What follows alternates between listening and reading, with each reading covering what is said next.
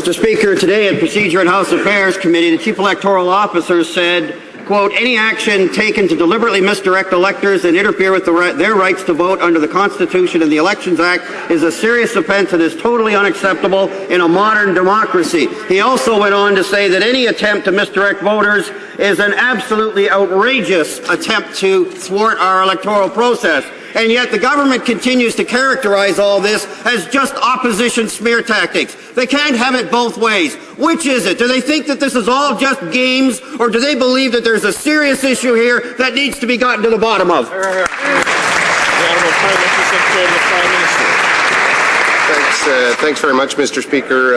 On the government side, first of all, we appreciate the Chief Electoral Officer's clarifications today before committee. We agree that any attempt to deliberately misdirect voters is in fact illegal, Mr. Speaker, and we encourage Elections Canada to get to the bottom of that. We encourage Air Canada to keep flying, Mr. Speaker. But what I would say to the member opposite, the Chief Electoral Officer has indicated that he absolutely stands behind the results of all 308 ridings, and he also encouraged the opposition members to stop their baseless smear campaign, Mr. Speaker. Honourable member for Hamilton Centre.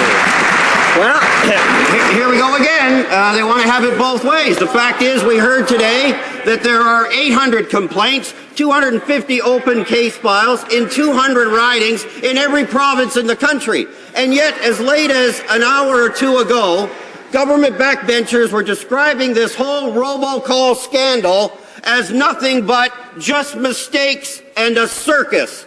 So I say to the government again, you cannot have it both ways. The government can't keep saying that it's both. This is either very serious, and they agree that it is, or they don't think it's important at all. Either way, they should come clean with Canadians. The Honourable Parliamentary Secretary to the Prime Minister.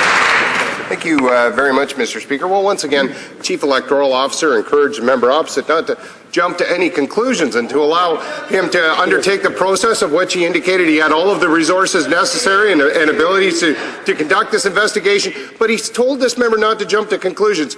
This member is demonstrating exactly what one of my colleagues indicated was a circus, a baseless smear campaign that's been undertaken by the opposition parties in this House of Commons, Mr. Speaker, with no evidence to support what they're suggesting whatsoever. We will fully assist Elections Canada in this matter, and we encourage them to report back to Parliament in due course.